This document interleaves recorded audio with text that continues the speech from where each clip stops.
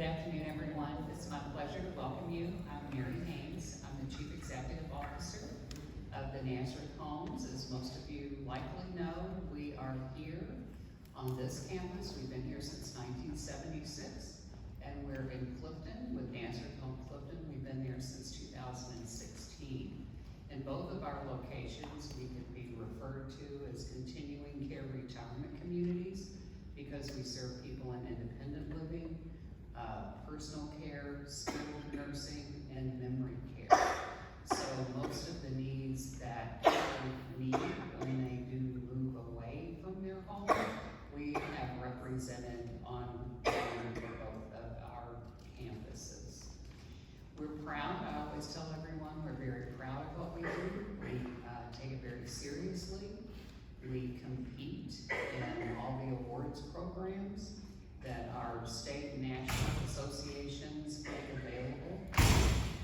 Our staff voted us as a top workplace in both the competitions that Business First offers and that the Courier Journal offers.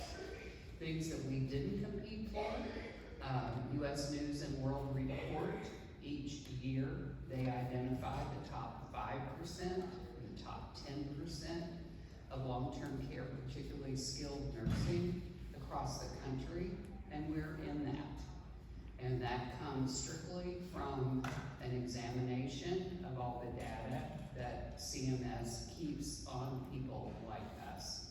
So we welcome you here again. We're very serious about what we do, and the plan for this community education series really comes from people asking us things about their health.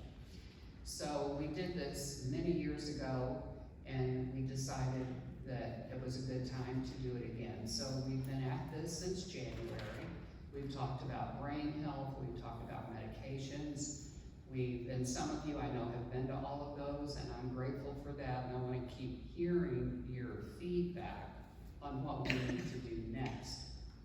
But we know from serving baby boomers and others that we all have a lot of questions about how we can avoid being in Nazareth Home. And that's really what this series is about. So I'm so excited to have Tracy here this afternoon, appropriately in her red shirt, from the American Heart Association. As you might imagine, most of the people who work with the Nazareth Homes are women. And women, we have a lot always to learn about heart. It's the number one for us, and so there's a lot to learn. As Tracy and I talked, we started out this series with brain health. So even though we're doing 12 separate series, I don't want any of us to think that those 12 are siloed, because guess what? It all works together, how we appreciate and take care of each other. So we're glad you're here. I'm open to your feedback. Please let us know of anything you'd like to see or know from us. And now I'm going to tell you a little bit about Tracy, who serves as the Community Impact Director with the American Heart Association. She's been with the organization for 5 years. She's a University of Louisville graduate. I had breakfast with the new president of University of Louisville this morning. I am so excited about her. I learned so many things about her that I didn't know. So I think we're in a very good position at University of Louisville. Tracy has worked with JCPS. She has a master's degree in educational counseling and psychology, and we're just really happy to have her here sharing with us her lifelong passion for it. So welcome. Thank you. And I'm honored to be here today, so thank you for having me. Especially, she has told you all about how great Nazareth is and all the great things they do. So I am very honored to be able to be here today. At the American Heart Association, we continually like to come out to the communities and talk about heart health. How can we improve our overall heart health? So I'm going to tell you today that I'm probably not going to tell you anything that's going to be shocking or surprising to you, you're gonna listen to it, but what I do want you to think about is just take 1 or 2 nuggets away from today to say, you know what, because I'm gonna give you a lot of information. But if you take 1 or 2 nuggets away and think, this is something that I can do to improve my overall cardiovascular disease, that's what's kind of what my end outcome for all of us would be. Okay? So I'm gonna just jump right in. Feel free to make this a conversation. If you have any questions, comments, wanna add to the conversation, just feel free to at any point in time, because I'm one of those people that I don't like just to lecture to you. I do like to have that interactive when I'm doing some of these presentations. So feel free. What I'm gonna tell you today is, it used to be called, AHA had something called Life Simple 7, but like everything, we had to, like inflation hit us all over COVID, being a research organization, we kind of looked in and we were like, okay, these 7 things are really important, but there was one more thing we needed to add to it. So as we go through, I'm gonna tell you what that one thing that we added, you're gonna be like, oh, I get it now, I get it. So now we call it Life's Essential 8. So it's the 8 things that you can do to overall improve your overall cardiovascular disease. And it's broken down into 2 different areas. One is health behaviors. It's like, what are we doing? And we're gonna go through each one of those. And then health factors. Some of those you can control, and some of those are hereditary, where some of those behaviors that we're gonna be doing is gonna help you dictate the outcome of that. So as you see, we're gonna go through a lot of this. I thought it was really compelling when she said you all started your series over with the mind, body, and everything. And I was like, you know what? That's probably one of our first slides that we have in here, because it just kind of fit right together when we were having that conversation. Because your mind and your body and your heart are all interconnected. When we think about that, is you're like, well, how does the mind really have anything to do with my overall cardiovascular disease or my overall body? What I like to talk about a little bit is thinking about, let's say stress for one thing. Stress, that's kind of, we all have stress at different times in our life. Stress about whether it's money, your kids, your family, whatever it might be. It kind of builds upon us. So I like to do the thing is, I've got a little bottle of water right here. Now if I'm gonna hold this water right here, it's tiny, right? It's not really stressful for me. But if I continue to hold this bottle of water right here through this whole presentation, what's gonna happen? What do y'all think is gonna happen? My arm's gonna get tired, right? So through that, it's kind of like the stress that you have on you. So I keep hitting that, sorry. I talk with my hands a lot. So if I'm just holding this over time, my arm's gonna get tired, right? What else might get tired? I'm gonna keep holding it. My shoulders, my back, and it's gonna continue. So it's showing that this little water bottle over time can add a lot of stress to my body, which is putting what? A lot of pressure on my heart. And that's the exact same thing that happens with the stress that we have, whether it's external stress, it's mental stress, it's pouring on our shoulders. Everybody's like, come up behind you and like, you're real tense, you're real tense.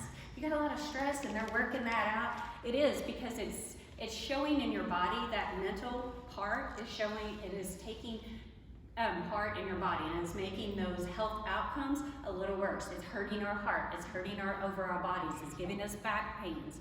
So it's consistently has to all work together in order to have healthy overall things. You're like, well, I can't just get rid of stress, right? It just can't stop thinking about it. It's not gonna just happen that easy. But then we're gonna talk, maybe we can, through today, we can find one little thing that we might wanna do to help alleviate some of that stress, okay? And we'll talk through a lot of these things as we go around. I was making sure I hit all those areas. So, we talked about the 4 key health factors. You got your blood pressure, your lipids, your health, your weight, your blood sugar. These are the 4 things that we're gonna look at as we go through. And a lot of these, when we do, you're gonna get all those numbers. And that's why we say it's really important that you know your numbers. Like especially your blood pressure. Being from American Heart Association, and knowing that hypertension is that silent killer that we have inside of us, it's really important to know your blood pressure. And the reason being is, if you have high blood pressure, you don't necessarily feel bad. You may not feel bad if you have high blood pressure, and it's still going on in your body. And when you start feeling bad with high blood pressure, you're in an acute state already. It's kind of already to the point that you really gotta manage that with medications and stuff. What we like to say is, take your blood pressure to know your numbers. And I put it a way that it's kind of, I always like to visualize things. I'm a visual learner, so I'm gonna tell you like my little stories. So let's say we have a garden hose outside. We turn that garden hose on high, and we leave that garden hose on high 24/7, 7 days a week. What eventually, besides it flooding your house, because I get that a lot, besides it flooding somewhere, what else could possibly happen to that hose? Pop. It's pressure, and it's gonna pop over. And that's what's happening within our arteries and our inside of our body. The heart is pumping and it's pushing that up against the walls, and it's breaking down the lining in our arteries like that. And over time, if we don't do anything about it, it's just gonna keep pushing and pushing and pushing at it until it can't push anymore, and it's gonna explode. So that's why we say, really know your numbers really well and take really good consideration of if it's elevated, and make sure that when you go and you get that tested and you've got medication, if they're following up, the importance of taking that medication. You don't want to keep turning on and off the faucet, right? If you're taking your medication, it's stabilizing it, it's making your blood pressure go down so that pressure's not bounding on those arteries, and it's just easily going through. So you want to make sure that you're not stopping that, and then it's pumping, and then it goes easy. And then it's pumping again and going easy. So you want to make sure that you have your medication and that you're able to take care of it all the time. So some of the other things we're going to talk about is going to help take care of these other areas that we know are really important to our overall cardiovascular disease. So here's our 4 health behaviors. Smoking, always going to be one of the things the Heart Association is going to put key to it. Now we're looking more and more at vaping, especially for the younger kids in schools and all this, these e-cigarettes that you're seeing everywhere. That's a real big priority that we're working on. But smoking's something we're going to be talking about. We're going to go through all 4 of these in depth a little bit. This is just a little high-level overview. Healthy diet, physical activity, and then our number 8, this is the added one, is adequate sleep. So as we go through this, we're going to talk about why is that important? Why is adequate sleep important? Because, I know I can't always get the amount needed and why, but we're going to start off with this, improving your sleep. So 1 in 3 adults don't get the sleep you need, 7 to 9 hours. I don't know about you all, but I have that thing that when I wake up in the middle of the night at about 3 o'clock all the time, I can't go back to sleep, and your mind's racing, and it's going all that stress things we're talking about, and it's taking that. So we need to figure out how can we get some good quality sleep. So we got a little question, true or false? Sleeping in on the weekends, or sleeping in helps you catch up on your sleep. False. You all are so smart. Sleeping in, changing your sleeping routine, even on the weekends, can really lead to serious sleep problems. So here's what we say. If you're getting up every day, if you're going somewhere, and then all of a sudden on the weekend you're like, I just need a day. All weekend I need a day. And you're sleeping, so what does your body now know? Okay, I'm gonna sleep all day, right? And then come the next day when you have to get up at a certain time, your body's like, wait a minute, this isn't what you've trained me to do. So why is sleeping so important? Because our bodies need that time to recover, right? We can't consistently go and go and go and never give our heart, our organs, time to recover. That's why it's so important that we put sleep in there, because our bodies at that point in time are resting and not having to work hard all day. So regardless of what you're doing during the day, when you're awake and you're going, your body's working. It's constantly going. And it just needs that 7 to 9 hours of recovery time to make you be able to have that energy to continue to get up and go work and continue to do all the things that you want to do for the rest of the week. So, getting enough sleep can lower your risk of chronic disease because your body's getting some of that toxins out. It's working really hard during that time to flush out all those toxins in there. It can strengthen your immune system, and you're gonna see this a lot as we're going through this. Some of these things are the same things that is gonna help increase your overall health. Improve your mood and increase your energy.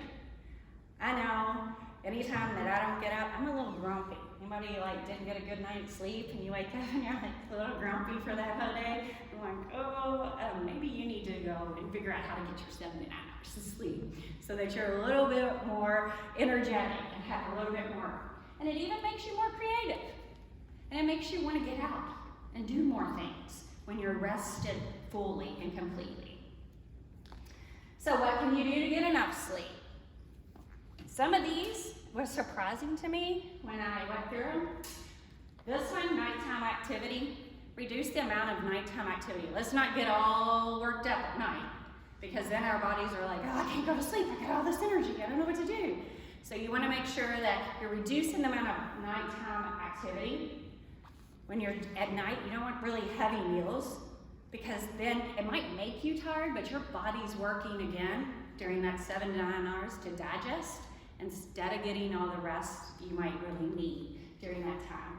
And then, if anybody's got a cell phone and your cell phone, that evening screen time, these little lights trigger our mind and keeps us awake. So, we want to make sure that you're not using that screen time at night. And that kind of goes with televisions too. That light is playing factors in your eyes, and it's keeping your brain moving instead of giving you that nice rest time. So, I'm going to go back to this. I'm going to go back one again, because these are telling you what you can get less of. Another thing, did I move that? Yeah. So what can you get more of? Daylight. Being out during the day, doesn't that improve your mood? Like if you go for a little walk during the day, it improves your mood, and it also is giving that exercise that your body needs in order to rest later. So having that movement. And then we talked about consistency, making sure that you're being consistent and not sleeping one whole day and then thinking the next day you're gonna have energy to go up and do it. So having that consistent. What the nugget that I took away from one of these, that when I was at, somebody said, how many people used to set their alarm or still set their alarms to get up in the morning? I know, unfortunately, mine's my phone, so I set my phone every morning, so it's gonna wake me up. But how many people actually set their phone to go to bed? Set an alarm to go to bed? I hadn't thought of that until it was brought to my attention. I was like, because how many times do you just get involved, whether it's in a show or whatever you're doing during the day, and you stop and you're like, I didn't even realize it was already this late.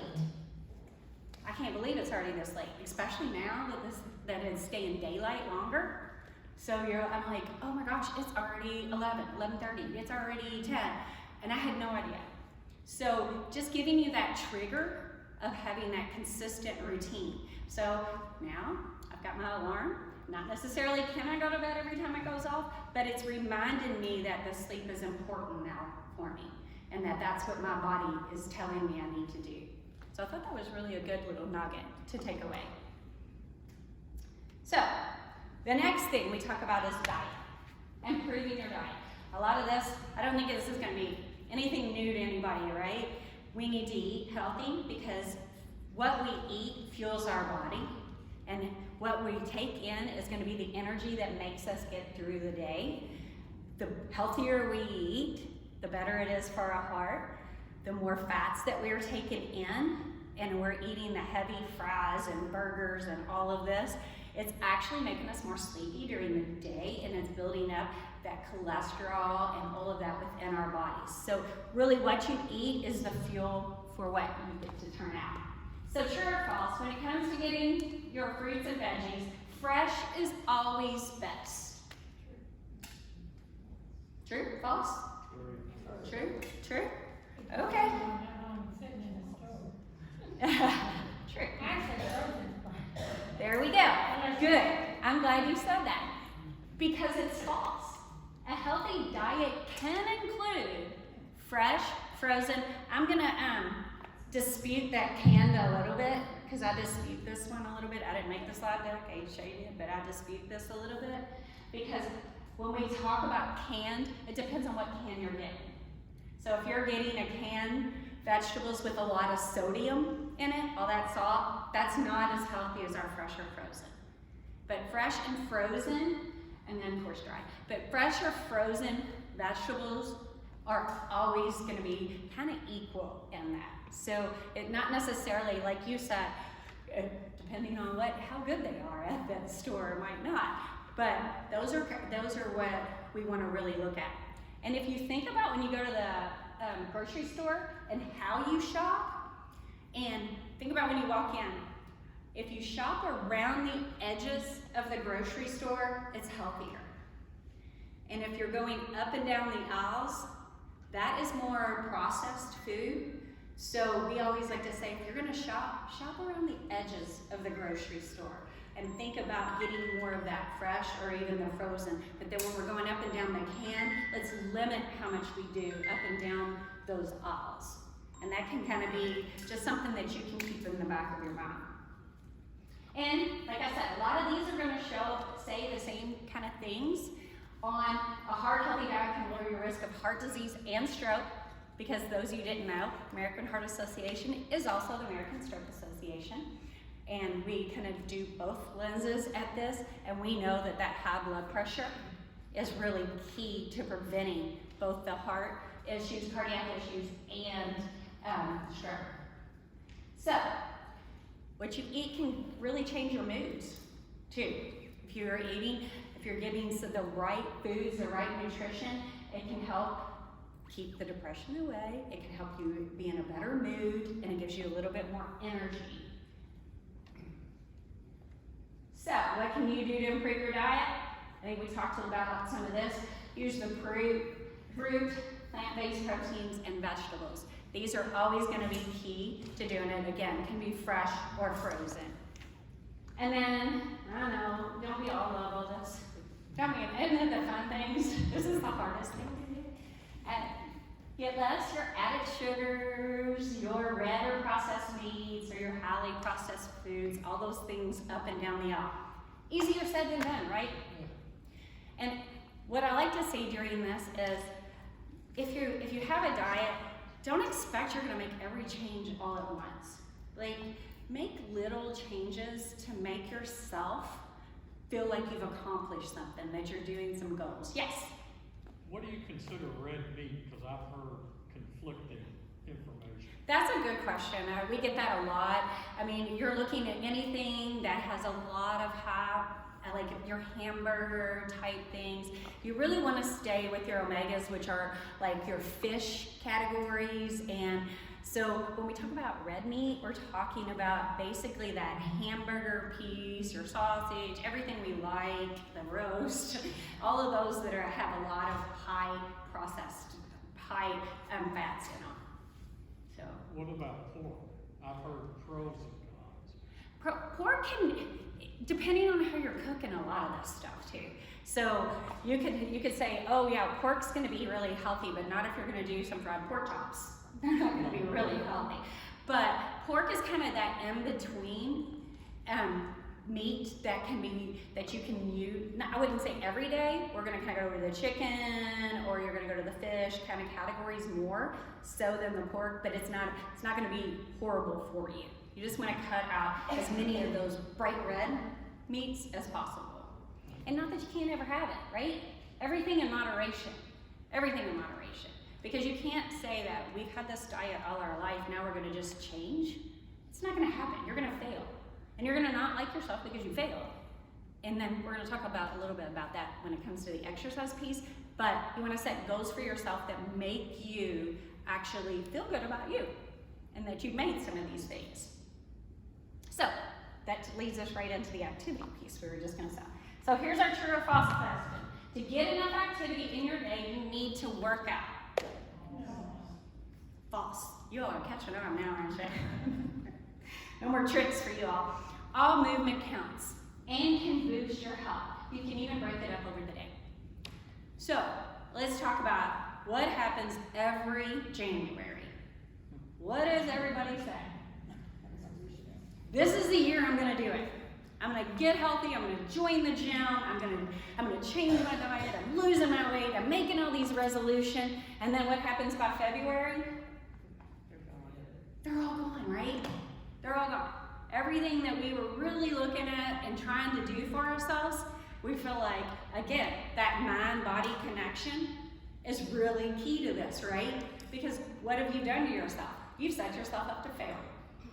You set yourself up, and then by then you're like, I guess I'm just not gonna do it a whole nother year. I feel awful. I missed it. I let myself down again. And why? Why do we do that?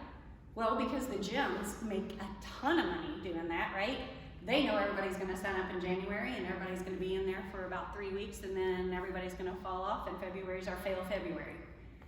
And they're like, and then they know they are still gonna get all that money from everybody for the rest of the year. That's their whole marketing scheme, right? That's why there's no monthly fees, none of this. That's their marketing scheme on us. But we don't have to join a gym to be healthy, right? We can go for a walk. We can go up the steps. Instead of, we could park further away at the grocery store. We can walk the outside of the grocery store instead of up and down the aisles, right? So there's things that you can put into your middle of your day. Nobody says that you have to go work out to be healthy and have exercise. You clean your house. That's exercise. So if you go to the gym and you're at the gym you have your friend that went to the gym every day for 45 minutes, but you know what? You just cleaned your house for an hour and a half. Who got more exercise? So you got a whole complete exercise routine. You got cardiovascular exercise. You've got weight exercise because you're scrubbing things and you're moving things around. So that's exercise embedded into our daily routines, right? And nobody says you have to do it all at once. Nobody said to go out and exercise. You gotta have 60 minutes a day, every day, that you gotta block out a whole hour. You don't. You can go for a 15-minute walk and then do it again sometime later in the day. But try to think about that exercise is not a punishment to you. It's something that you can embed in your daily routine that's gonna help lift that cardiovascular. Because some people just don't like the gym. I'm one of them. I hate the gym. I hate running. I hate everything thought about it. But what I do like to do is go out in the yard and work. So that's exercise, right? So you can just switch it up to whatever you like to do, and then you're not gonna think of it as punishment, as I've gotta work out, this kind of stuff. So, benefits of moving. Makes you feel good. It gets those endorphins going in your body. It gets all that going, and you think at the end of the day, gosh, I did a lot. I really worked out today. And that's changing the outcome of your cardiovascular. Instead of saying, I didn't go to the gym, I failed, you can say, I cleaned my house today, or I went for 2 15-minute walks. I'm proud of myself today. And what you tell yourself is really what we believe. So it's your self-talk and how you treat yourself that's really important on these kind of things. Because if you tell yourself, I failed today, I didn't eat right, I ate this hamburger, but if you tell yourself, you know what, that's okay, I ate a hamburger today, but tomorrow I'm gonna go back on, and whatever you're telling yourself, you're gonna believe it. So if you try to replace some of those negative self-talk with some positive affirmations about yourself, and say, you're gonna start believing those too. They come easier. And you can say, I had I had a lady that went years ago when she was talking, and she said every morning she gets up and she's like, I look in the mirror and she goes, and I say to myself, you're the best thing I'm gonna see all day long. You're the prettiest person I'm gonna see all day long. She said, then I laugh and laugh and laugh, but that starts her day with that affirmation of, I'm good, I'm positive, I like me. And that's part of that mind-body, because when you do that, you're not putting that pressure on your body, which is not gonna internalize to your physical health and your cardiovascular health. So it's just those little nuggets. Like I said, take away a little nugget here and there. So what can you do to move more? Take mini breaks, go outside, play. You can play with your dog, your cat, your kids, your grandkids. You can play with anybody. That's exercise. And it's fun, right? And it's fun. And that's what you can, instead of saying, gosh, I didn't go for my walk today, but I played with the dog for 10 minutes here and there. That's still some exercise that you're doing around. Anybody else have, I always get good suggestions, like people are like, guess what I do for exercise? Anybody else want to share? Yeah. Everybody probably knows this. I'm embarrassed to say I just discovered it about a week ago. Okay. My iPhone tracks my steps, and Yes. it has been tracking for like a year, Mhm. and I didn't even know it. So that's kind of like a little incentive to, what did I do yesterday? Have I done better today? Yeah. That kind of thing. Yeah, that technology piece is key, and it can give you that great feedback that you think, I didn't do a lot, but then when you walked around your house and you've been cooking dinner and you've cleaned up the dishes and you've done this and you went to the store and you went to take things back and you went to the mail, all of that adds up, right? That all adds up on steps. And that's all included in that physical activity piece. So don't ever give yourself a break and don't say, I didn't go to the gym, I failed. No, you didn't fail because you did a lot of other things during the day. It's called exercise. It's called movement. Anybody else want to share? I do have another question. Yeah. Is there a recommended number of steps per day? It used to be 10,000 steps a day is kind of the recommended, but that's a lot of steps. So what I recommend is you get a baseline of what you do well and add a little bit more each day. So let's say that you get 5,000 steps in a day. I don't know what your phone dinged you at, but then, okay, tomorrow I'm gonna get 5,100 steps. And I'm gonna continue to increase that a little bit at a time. Because you also don't wanna wear yourself out. You don't wanna make it a punishment for you. You wanna make it something you enjoy to do. Because if you enjoy it, you're gonna do it more. Anything else? Yes. I've been trying to go up and down the stairs more. Mhm. And if I need to use the restroom, I think, oh, I'll go up and use the one upstairs instead of downstairs and get more steps in. That's a perfect example of what you do. Another thing I hear is, like, anytime a commercial comes on, if you're watching TV, get up.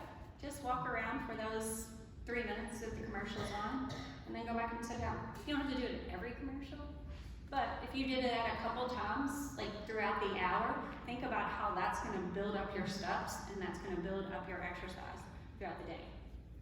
And what we haven't touched on is, and that was through the, when we talk about the nutrition and the exercise, is water. What you're taking in, the calories. Make sure you're not taking in empty calories.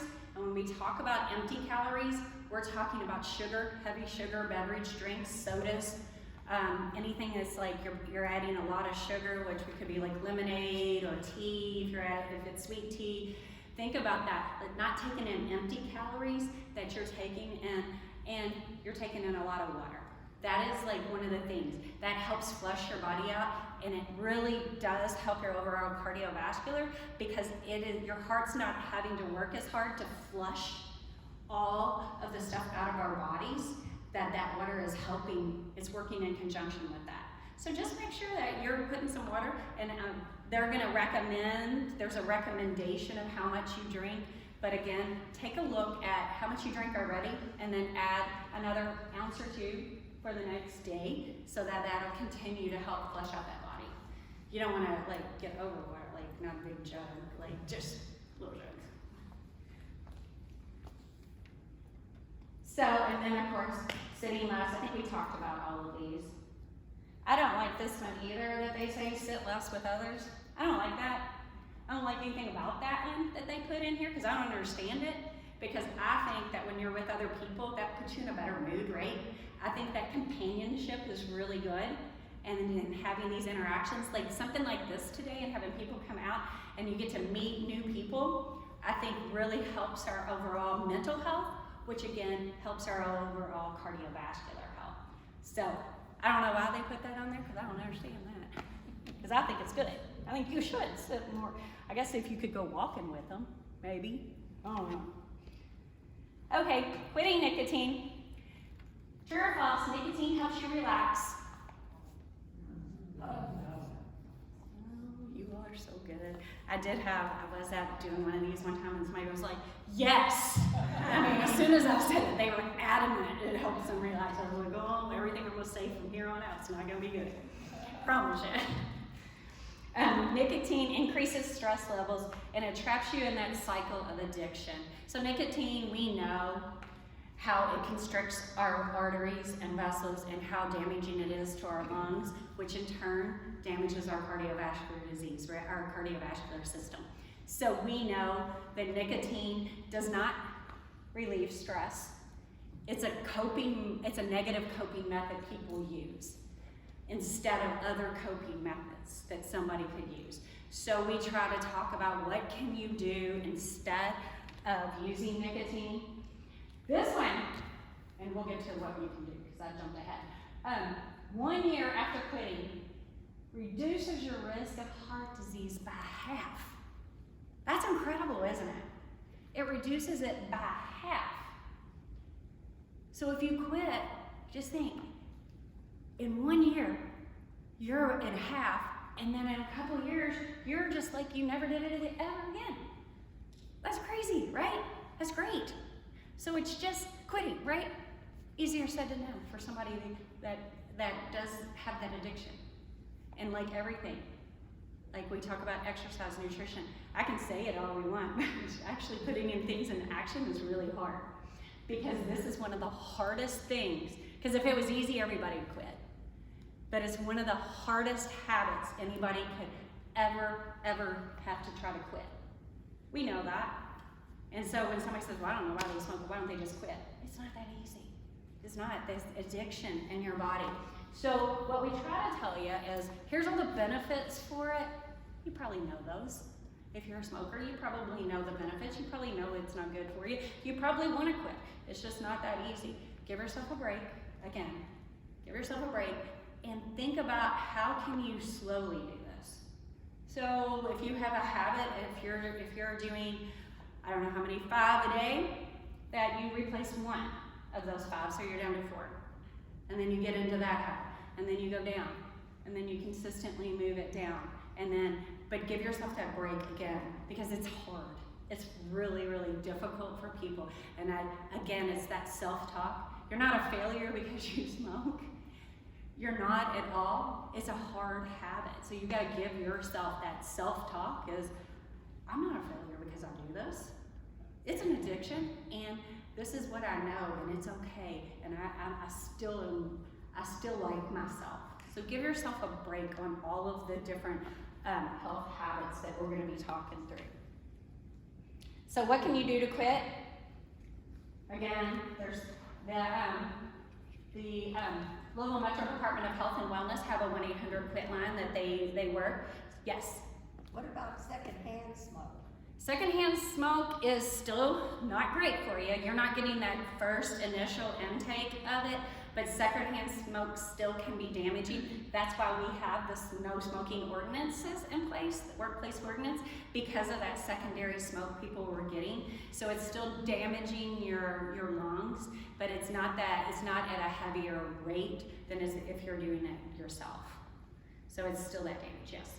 I have 2 questions actually. Can you explain exactly what nicotine does to the heart, like physiologically? Because we've all seen pictures of a smoker's lung is like that black whatever. And then my second question is, someone that smoked like maybe in their teens or 20s, if they quit, like by their 50s and 60s, has their heart completely healed? Is there any long-term damage from being a previous smoker? So the good thing about that is your body recovers itself like that half. So if somebody smoked in their teens and things like that, by the time that's probably not even a question you're gonna get asked by your cardiologist anymore, because your body has recuperated a lot of that throughout. The first point of your question is, when we talk about nicotine in your system, which you see those black lungs, well, your heart needs that oxygen to go through it and pump that out, and so that needs that oxygenated blood. It also constricts the vessels in there, so it like makes them smaller. So it's kind of like pushing it down and making your heart work harder to push all that blood through it. That makes sense. So it raises your blood pressure at the same time. Yeah, it will. Yeah. It can. Not always, but it can. So everybody's a little bit different. We'll get to talking about that too. Tracy, Yeah. is there any difference in the results with like the dip or chewing? Dip or chewing still has nicotine in it, and the higher rates of cancer with that, because if you do a mouth cancer, there's such a higher rate. If you have dip or something in there, that mouth cancer piece, it still has the nicotine that's going into your system. It's not necessarily hurting your lungs, but it's still constricting some of those vessels just because there's nicotine in it. But it's less harmful to your lungs, but it still has the harmful effects for your overall cardiovascular. Because really, anything you take in your body, it's going to affect your cardiovascular system in one way or the other. You have a question? Okay. So we're going to hop on.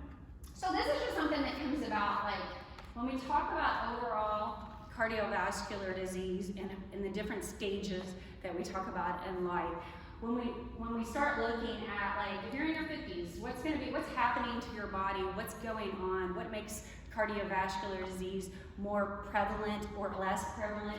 Well, it's kind of everything we've already talked about. You want to eat a healthy diet, right? That we know that, we've already discussed that.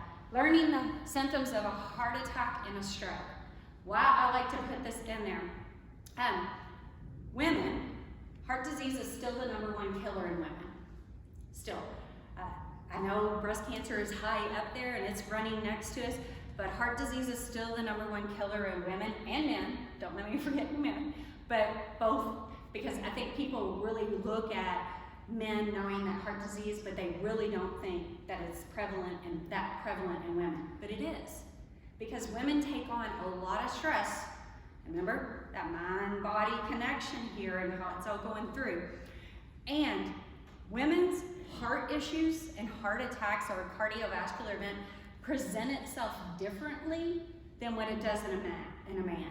So a man, you got the elephant on the chest. These are not all the men's symptoms, but these are typical. You got the elephant on the chest. You got the going up and down the arm, the pain shooting up and down the arm. That's typical for a man. Not all, because my dad's had 2 heart attacks. He was nauseated. He had the pressure, but he didn't have the up and down. So it can present itself differently. Women, we are from Mars, as they say. You've seen those books. Ours present itself very differently. Very differently. We could have an upset stomach, like Dad did, an upset stomach. We could have it shoot up through our necks into our jawline could be one of them. We could have a lot of pressure and pain in your back as well.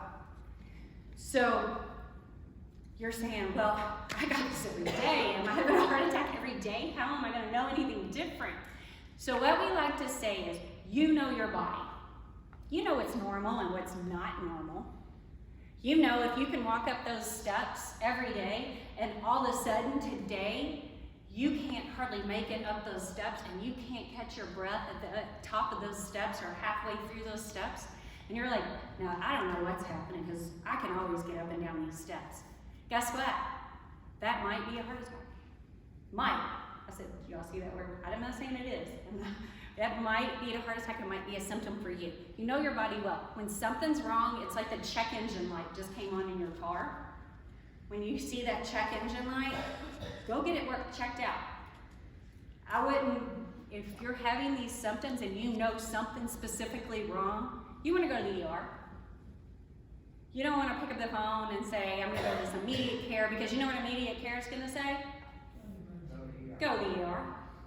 They're gonna tell you to go to the ER. They can't do anything there for you. They're gonna tell you to go to the ER. They can't diagnose it. They don't know. And if you know something specifically isn't right with you, you wanna call 911. 911 knows specifically where they need to take you and what hospital is the best hospital for your specific issue that you're having. Because we've done a whole training with our EMS systems to say, you know what, if they're having a cardiac event, we want to get them to this hospital. You don't want to drive yourself. And you don't want your frantic husband or spouse or friend driving you because you know what, they're frantic, they don't know what's going on, they're trying to get there, they're running lights and it's dangerous, and they don't have medicine in the car to help you. They don't have anything there. And 911 does. Those EMS have stuff on there. They're talking to the hospital. Hospital's ready for you when you get there, and they know exactly where to take you because guess what? The paramedics have just told them what's going on with you. So you want to make sure that we had a whole campaign during COVID called Don't Die of Doubt, because a lot of people during COVID didn't want to go to the ER, right? Nobody wanted to go because, you know what, there's COVID there, and that was really dangerous, and we didn't want to be around it. But that's what happened to the stroke and our cardiac arrest and our people not surviving heart attacks. It shot up. Our numbers shot up. So we were like, you want to get to the help as soon as you can. Because if you get there, you can survive. So that's why we say, make sure on your first symptom that you're like, this ain't right. And don't do, I have a coworker, she tells her story, so I'll tell it, that she went, had all these signs that I just talked about, going up the steps, couldn't go. She went, she did everything wrong. She went to the immediate care center. Immediate care center said, I think you're having a heart attack.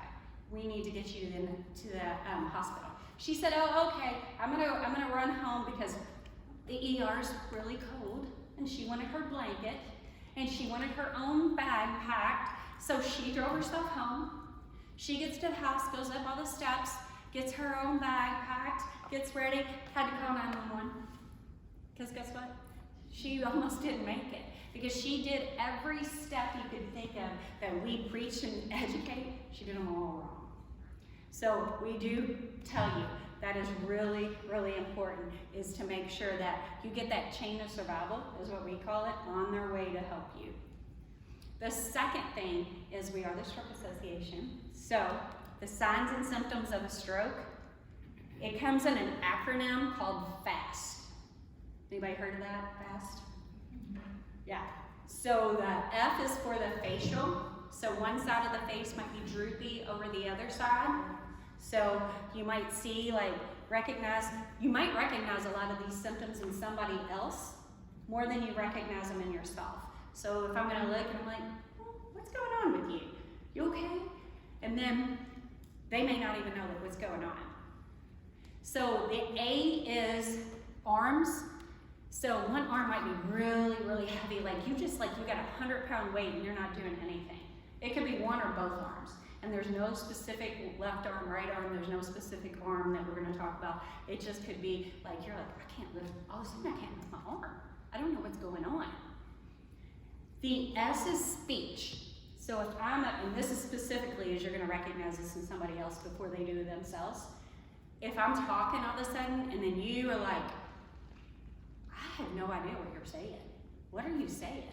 And they think they're pronouncing things correctly. They don't know it's coming out wrong. So they might be talking and you're like, this is gibberish. And then T is time. Time saved is brain saved, is what we say. Because from the first symptom to a certain hour mark, the EMS can give you clot-busting drugs, and after that time frame, they can't. They have to do other things. So time saved is brain saved. Call 911 again, because EMS has stuff and they can get the hospital ready. Call 911 immediately when you get the first symptom. And you know what? When you're all talking about heart disease and that don't die of doubt and strokes and all of this, I have never been to the ER and have never heard one of the doctors say, oh my gosh, you were so stupid for coming. This isn't anything.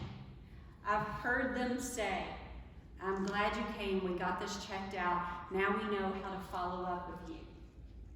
They're always going to support you in that manner because you don't know what's going on. Neither do they when you first get there either. They have all these big machines that cost a lot of money and a lot of tests to figure it out. So if they have to figure it out with that and can't do it just with that, how can you? So you want to make sure that you're not self-diagnosing, that you're letting the professionals do their job and they diagnose you. So I think that's the big nugget you can take with that. When I say that, big nugget, because that's a life-saving nugget that you can get. So that was a lot just on the 2 heart attack and stroke, wasn't it? Sorry. Am I out of time yet? Like, I don't want to go. 5 minutes. Okay, 5 minutes. Good. Follow your treatment plan. When we talk about this, if you have any high cholesterol, high blood pressure, I think we talked about this, or diabetes, follow your treatment plan. Don't stop and start it. Don't stop and start it. That medication, I think I heard you all say you had a whole thing on medication. That's really important for your overall cardiovascular health because that medication still is playing a factor on how our heart is getting our body moving every day. So don't start and stop. Start and stop. Like if you're turning on the car and off the car, eventually it's going to get mad at you. And we don't want your heart to get mad at you during that. And then, so in your 60s, as we get a little bit older, there is an ankle brachial index test that your doctor can do. It's kind of like taking a blood pressure of it's something you're going to be laying down. It's kind of like taking blood pressure of your legs. What they're looking for is the flow of blood. Is it the same as it's going through your arms that it is your legs? So that's called the peripheral artery disease. And it's a less known kind of heart disease thing that we don't hear a whole lot about. But it's going to talk about the plaque building up in our leg, in our arteries in our legs. So that's just something, because what happens is our heart's working really hard to push all that blood throughout our bodies. And if we're getting plaque in our legs too, it's going to kind of have a really hard time pushing that through. And the reason we do this later in life is because our heart is starting to work a little bit harder to get all the same things going through. So because you know what, we've lived a little, and we eat bad, we do things to our bodies that we need a little help with. So this is going to be something that they can go ahead and test you on, and then they can give you some information on, you know what, let's just do some compression socks, or they could do some other things with you on it. But that's just another little nugget. So I don't think there's really anything else in here that would be surprising to you. As we get older, it's harder to get our weight off, and it just is. That's the way our body, our metabolism changes as we go through, especially us women. We have all that menopause, perimenopause, all these kind of things going on. So we just got to make sure that we are doing those little things, like those, I'm not going to call it exercise, I'm going to call it activities during the day, physical activities during the day, and watching really what we eat. Any questions on any of those? Yes? Does caffeine have an impact on our health? Caffeine is one of the things we always try you want to stay away from, but you know, I'm going to be realistic. I love a little bit of caffeine here and there, can't help it. But caffeine is also like a stimulant in our body, so it's kind of racing through our body, so it does increase our heartbeat and our heart movement more. So you should limit your caffeine, if anything else. And that kind of goes along with the sugar beverages. I know you're talking probably maybe if you have a coffee here and there, it's not going to be anything. But if you're continuously taking in those empty calories that we talk about, then that's going to have, over time, it's going to have some wear and tear on that. My issue is Diet Coke. With caffeine and Diet Coke. I don't know. I like McDonald's Cokes. I'm one of these people that, that's my problem. I know it's really bad for me, but I try to limit what I get now and how many times I can get it. It's like a treat for me every once in a while. So, as it used to be every day. I'm treating myself. I'm not trying to be hard on myself, but I still give it to me. So, you don't know where to start? Because I talked for a long time about a lot of different things. You don't want her to start? Well, here's where you start. Remember, it's all connected. Your body, your mind, and your heart are all connected. So any little nugget that you can take away from today, do. And maybe it's just that one affirmation that you're going to say something nice to yourself every day. Or maybe it's that you're going to give that Diet Coke as a treat every once in a while. Or maybe you're going to go and walk 200 more steps than you did before. Or you're going to take our advice and you're going to go, okay, I'm not going to go to the closest bathroom. I'm going to go to the bathroom that's further away in my home. Or I'm going to go on the outskirts of the grocery and make sure that I'm shopping out there. Just knowing that, and knowing that what you tell yourself affects your cardiovascular disease. If you're telling yourself all the time that you need to lose weight, you need to do this, you need to do that, you beat yourself up by the end of the day so bad that you don't feel good. But if you tell yourself, guess what I did? I went 100 more steps today. I did this today. I did that. Just give yourself those little reminders every once in a while. And then you can start. It starts getting better sleep because you can sleep better. You're not always beating yourself up. You're happy now. You can sleep a little better, which maybe gets you to eating some healthier food, which actually can move into that physical activity that you want to do instead of like, don't have any energy to do this because I didn't have a good night's sleep and I didn't eat the right food, so I'm really tired and I don't want to be physically active. And you can see how all of them play a part in working together. So, inside your folders, you're going to have a flyer that's just going to give you the overall of the Life Essential 8, which used to be Simple 7, but we always want to go to 8.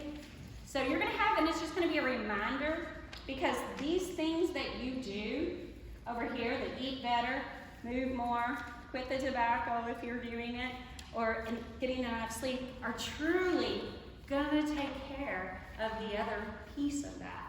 So when we started out talking about your blood pressure numbers, your glucose, your diabetes, the activity you do will automatically help on those other numbers, the blood numbers that you're going to get back. So, any questions? I'm coming to the end. Any questions? Yes? Talking about sleep, Mm-hmm. you're talking about getting up exactly the same time every day. I mean, I get up at 6 o'clock some days and 7 o'clock other days. I don't think it's exactly the same time. What they talk about that is, let's not try to make up for the night the next day. So if you're getting up like at 6 or 7 and you're like, well, today I'm gonna sleep till 3 because I didn't get enough sleep the other night. So it's truly making an adjustment. Like if your alarm goes off at 6 every day or 7, and you're like, I'm sleeping till 12 today, and that's it. And I'm gonna do this for 2 days in a row, and then I'm gonna try to get back up on the other days. So an hour or two is not different. It's just trying to make up for sleep. Like you feel like I'm sleep deprived, I'm gonna make up for it.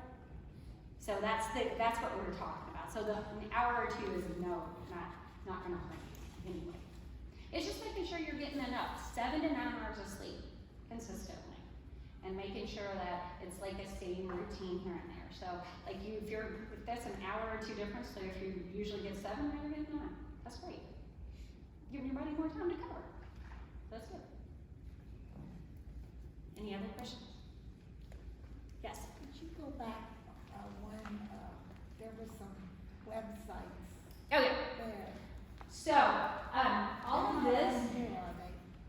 Are they? No, I don't think so. Our website is heart.org. That's the American Heart Association's website. All of this information is on there. So if you go into our website, there's a ton of information in there. So it can go down to what medicines you're on. It can go down to more exercise. There's for each one of these 8 simple things you can do, there's a flyer on each and every one of those things too, that can give you little tidbits of information on what to do. So heart.org, and this is Life's Essential 8.